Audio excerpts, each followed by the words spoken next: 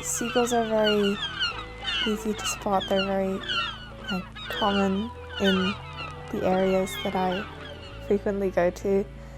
You often see them eating or kind of watching people eat. Yeah, I like them. I like seeing them. I like hearing them. You know, in the first lockdown, living in the city centre, you were very aware of their sounds. And I think there was something on the radio about whether it was just that you could hear them because there wasn't the traffic and the normal city sounds, or whether they were actually a little bit louder because they also were a little bit disorientated when there weren't many people around. There wasn't much rubbish around for them to scavenge. There wasn't much, they weren't used to it, so they themselves were a little bit uneasy as well. I think they're great. They add to the character of the place. They embody the character of the place, really. And it's not just Dublin. A lot of cities think of gulls as being appropriate somehow, but I think it is highly appropriate for Dublin. Like streetwise, shameless. Like, you know, lots of character, lots of attitude. It's great. Really. I was absolutely terrified. So, yeah, I was terrified because I saw his face. He was right up close to me, and I didn't know what he was. I didn't imagine that it was my lunch that he was interested in. For a second, it felt quite surreal.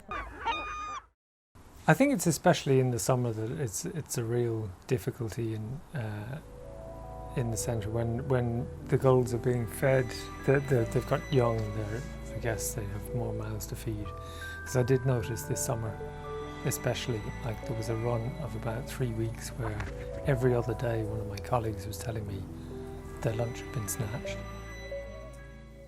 It was premeditated. He was definitely preparing to swoop. He was there for a while. He had I'm saying he, it might have been a she, sorry. But knew that this sandwich was food, you know, this was a hunt.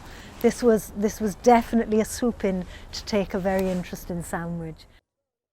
I think like they are developing quite a nuanced understanding of our packaging, human packaging, because I watched one yesterday looking at this girl's bag on her bench, and it was a McDonald's bag with the golden arches, and it was like, I know what's in that. I kind of think the genie's out of the bottle. Like they're intelligent. They've learned. The young ones pick up from the older ones. You can see them learning how to make use of leftovers and to learn how to snatch and grab. You know.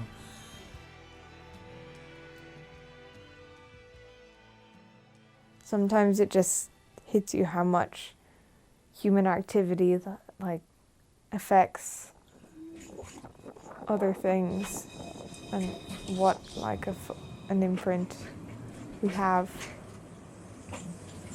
I'm certain that it's true that the gulls are in the cities as a reaction to the difficulties they'd have living in what we consider a more natural habitat.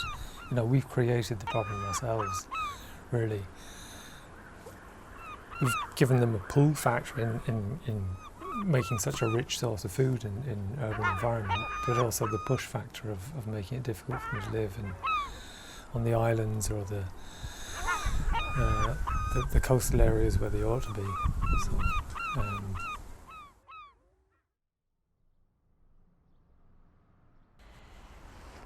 I think when you live in the city, this is like, especially you're in the north inner city, you're not that connected to nature at all. Do you know, like it's concrete and it's traffic and it's busy and it's retail and offices. So the gulls are only the small bit of nature, I think, that you actually interact with. So I'm not scared of them. I like to see them. Yeah, I think the idea that they're endangered and people want to mess with nature and kill them off, I don't understand it. Gulls aren't killing humans. I like it. I like seeing the scruffy pigeons. I like the gulls. I love the foxes and the occasional falcon that flies over. And, you know, it's all part of how it should be, I think. And I think it always has been. You know, the city's never been free from wildlife.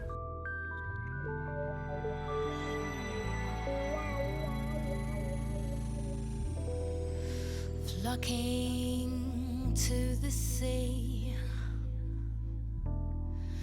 crowds of people wait for me.